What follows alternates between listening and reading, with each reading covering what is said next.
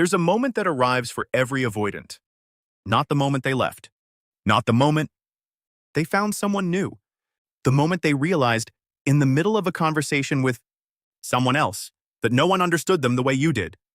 That moment is called the breaking point. And once it arrives, it never leaves. Most people assume the avoidant moves on easily, that the same emotional architecture that made distance feel like safety also prevents them from feeling the weight of what they walked away from. That belief is understandable. And it is wrong. The avoidant did not push you away because they didn't feel understood by you. They pushed you away because you understood them in a way that felt dangerous. Being known at that depth, having someone see past the self-sufficiency, past the performance, activated the very threat response their nervous system was built around. So they left. And for a while, the leaving worked. Until it didn't. Here is what happens when the breaking point arrives. What it does internally. And why this particular realization that you were the only one is the one that doesn't resolve. If this kind of psychological depth is what you come here for, subscribe. Because understanding this changes not just how you see them, it changes how you see yourself. Stay until the end. The final section is what most people need most. Stage 1, the performance of fine. In the immediate aftermath of the separation, the avoidant returns to their default architecture. They function. They engage. They project the image of someone who made a clean, necessary, correct choice. Internally, what's operating is a defense mechanism so well rehearsed it barely registers as defense anymore. The nervous system built around self-sufficiency returns to its baseline. And baseline for the avoidant feels like relief. But something is already different this time.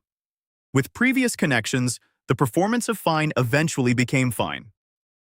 This time there is a specific quality missing from the baseline, something that was ambient in their daily experience. So present it became invisible, is no longer there. They haven't named it yet. They just feel the absence of something they cannot identify. Stage 2, the comprehension gap. The avoidant re-engages with the world. New conversations. Existing relationships given more attention. And in these interactions, something unusual starts happening. They speak. And the person listening understands the surface. They explain. And the person follows the logic. But there is a specific kind of reception that existed with you. The kind where you tracked not just what they said, but what they meant. That is not there. This is the comprehension gap. The slow accumulation of moments where the avoidant is technically understood but not actually known. The difference between those two experiences was not fully visible to them while you were present. It becomes visible only in your absence. Stage 3, the specificity problem. Here is where the breaking point begins to form. The avoidant tries to recreate what was present with you. Not consciously. They simply continue, living, forming connections, engaging, and a comparison running beneath the surface starts, producing results their narrative cannot absorb.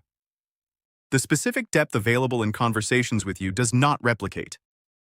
The quality of being tracked, of having your contradictions held gently rather than pointed at, that specific combination does not appear in the new landscape. This is what the avoidant discovers in stage 3. What you offered was not a type of thing. It was a particular thing, and particular things are not available by searching. They exist in specific people. Once gone, they are not replaced by finding someone who is good enough. Because good enough is a category. What you offered existed outside the category. Stage 4, the irreversibility recognition. The breaking point arrives fully in stage 4. This is not the avoidant deciding they want you back. What actually happens is this. The avoidant's self-protective narrative, the story that said distance was necessary, that being fully known is dangerous, meets a specific piece of evidence it cannot account for. The evidence is this. You understood them completely and you were not a threat. Every outcome their nervous system predicted about being known. Engulfment, demand, suffocation. None of those materialized with you. You knew them. And you stayed safe. You saw what was there. And you didn't disappear. The irreversibility recognition is the moment they understand this. And it is called irreversible because this understanding cannot be unfelt. It doesn't dissolve with time. It doesn't get managed by distraction.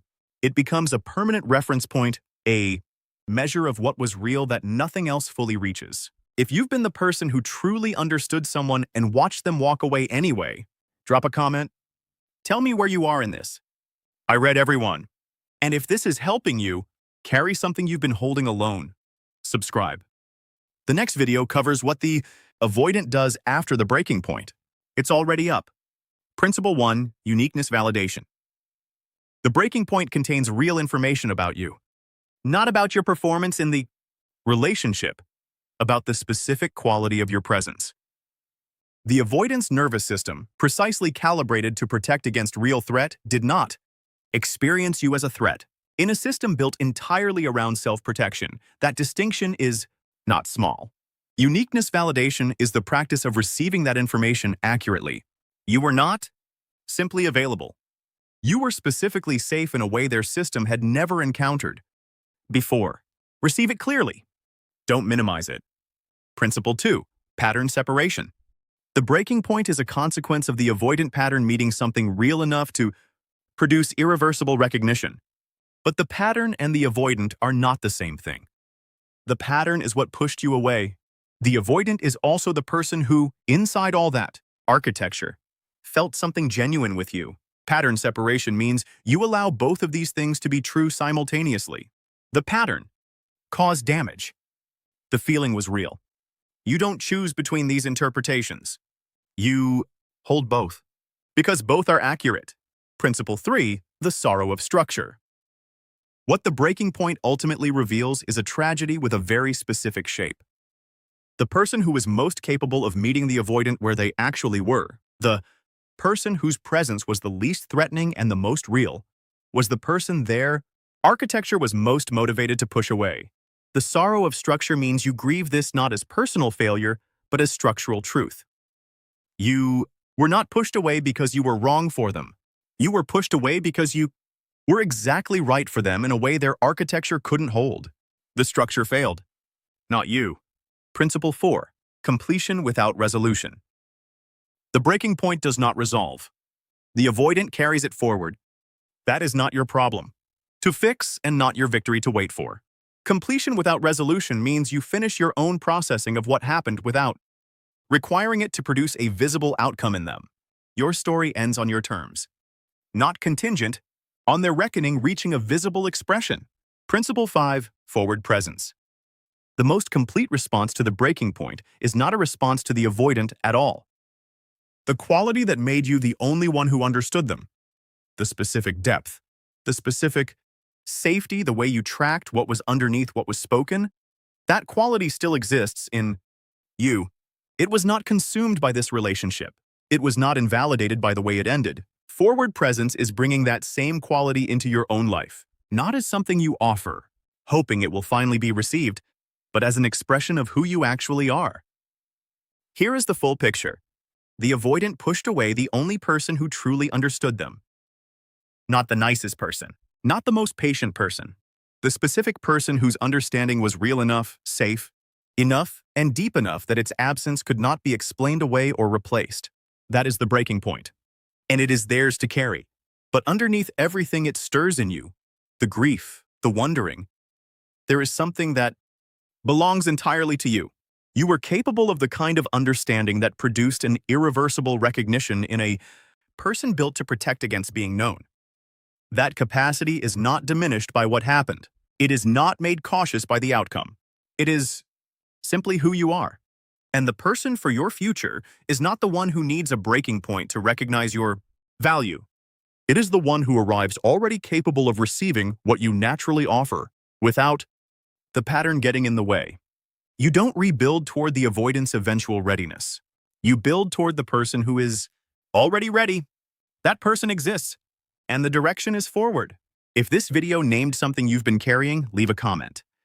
Tell me what landed. I read everyone. And if you want to understand what the avoidant does after the breaking point, that video's already up. Go watch it now. Subscribe if this channel is giving you the clarity you came here for.